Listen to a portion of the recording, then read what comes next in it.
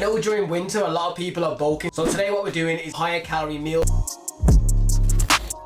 The key thing why a lot of people use Kodiak cake is the inside always ends up nice and soft and spongy.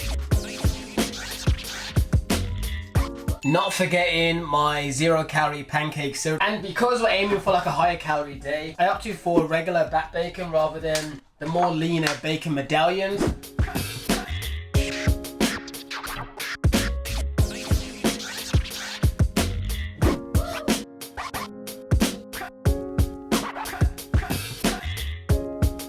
That was pretty good. So including the coffee that I had, we were at 830 calories, around 64 grams of protein, 32 grams of fat and 72 grams of carbs. So we are fairly up there already, considering this is just the first meal. Alright folks, next up what we're gonna do is we're gonna have 3 whole eggs, and we're actually not going to use egg whites. I brought this out just to say that when you're on a higher calorie diet, you don't need to eat as much protein as you would, for example, if you're maintaining or trying to cut down weight. By the way, if you want to make your eggs a little bit more fluffy, what you can either add is water or a little bit of milk, not loads, just a little splash. Some people also add cheese to the eggs as well to give it more of an almost creamier texture, but I don't really like that. And obviously you don't overbeat the egg. I'm literally talking like I'm Gordon Ramsay. A good thing to try and look out for as well when you're looking for eggs, which is easier said than done because you don't know until you crack the egg, but if you can try and find a brand of egg where the yolk is typically like a bright orange, it normally means it's much fresher and better. If you eat yolks and the egg is like damn near pale yellow, it doesn't taste as good.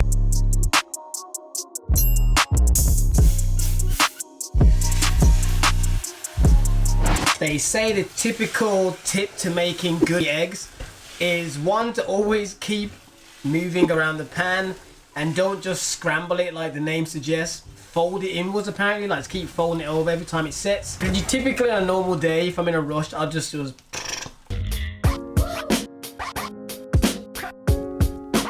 Alright, here we have it, a very simple meal. We've got basically eggs on toast, but the eggs, the way I was telling you about how to fold it, you definitely can tell the difference. It does just make the whole egg a lot more bouncy. But as for the calories for this, you'll see it on screen. It's just under 500 calories.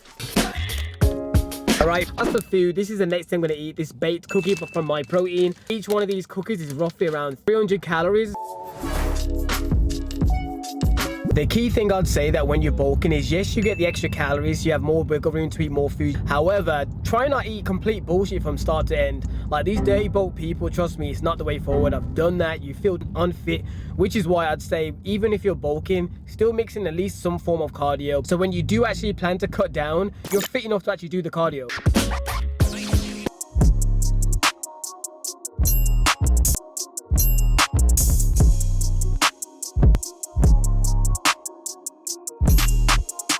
The first thing we're going to do is cook the chicken, so we're going to season it first. I can be a little bit heavier with the seasoning rather than when I'm typically cutting down, I'm a little bit more modest, but the main thing is to make sure it's going to taste good. So what we're going to do now to speed time is use the air fryer, but I'm not using it to cook the whole thing because I still want to put it on the pan and kind of have it marinate with the noodles so it makes it taste better. So now while that's cooking, as you can hear in the background, what I'm going to do is prepare some of the veg. I'm going to add in some mushrooms as well actually. So what I'm going to do is show you guys quickly how this invention works. So you just kind of quickly chop up the veg.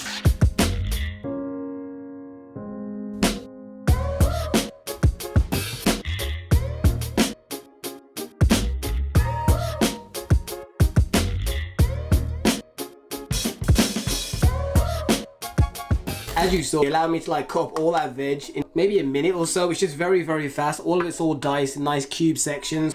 The chicken is maybe a third to halfway done. So all I've got to do really now is start preparing the noodles and adding in this.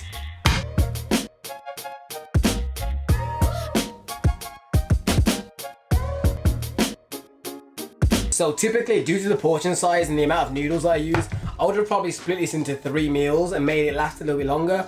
But because this is an example of a kind of bulking diet, what I'm going to do instead is just eat half of it in one go. So in terms of the calories you're seeing on screen, half of all of that bowl is roughly coming up to around 720 calories. Also, for any of you wondering, how is the best way to track this meal? Because you're putting everything in one pot, the best thing to do is weigh the individuals when they're raw. So with the chicken, for example, I typed in MyFitnessPal, raw chicken thighs to make sure I was going off the raw weight, because in case you didn't know, the raw and cooked weights of foods have different macros.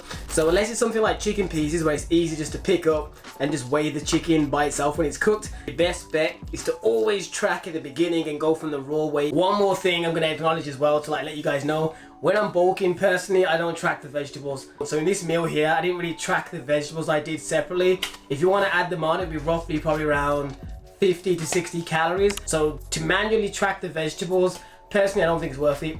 The reason why it's worth it when you're cutting is because you're trying to be more meticulous to make sure you lose weight. Whereas when you're gaining weight, the vegetables isn't going to be the thing that makes you get fat and fall into a day bulk. The main ingredients will.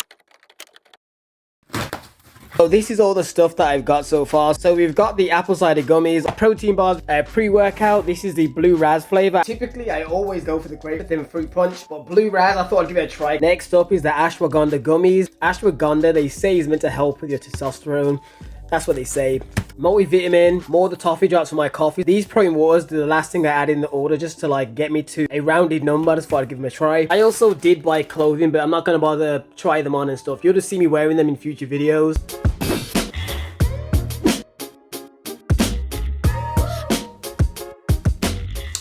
Testing out the new hat. But anyways, for the last main meal, I had to do at least one staple kind of bodybuilding meal. We're not doing the chicken, broccoli and rice. We're going for the salmon and rice. But the veg we're going to have is spring onions and the corn. So I'm going to quickly whip this up. So what I've done is actually skin the salmon. Typically I would normally eat it, but today I've already ate quite a lot of calories and I don't really want my fats for the day to be any higher anyway. So I just thought I'd just cut it off. There's going to still be enough like healthy fish oils in the actual fish itself, so I didn't need the skin. So I'm going to cook them both and I'll just have one of them tomorrow.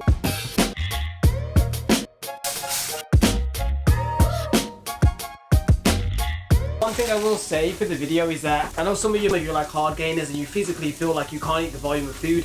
Now, if you're someone watching that really struggles with your appetite and you're trying to get into a surplus and you struggle, let me know in the comments and I can make a full day of eating of food for more Hardgainers. Probably help you hit a higher calorie mark without having to eat volumes of food. I know some of you literally have small appetites.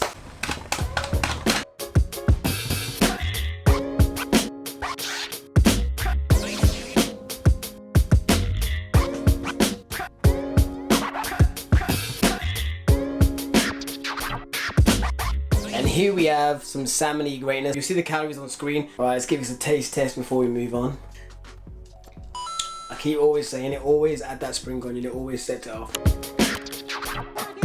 Alright folks, by the way, winter prices are no joke. So I've literally invested in so much thick, super thick thermal clothing that I'm not letting the energy prices affect me. I went on My Protein and bought every single fleece pair of item they have. You can see the texture of the clothing. It's super, super warm. It's called the fleece range. I'm determining this winter to try and not turn on my heat. But anyways, as for the food now, the last thing we're gonna have is Pop-Tarts. In the last full day of eating, I told you guys, obviously, I've never had Pop-Tarts before. So this was breaking my virginity in the last full day of eating.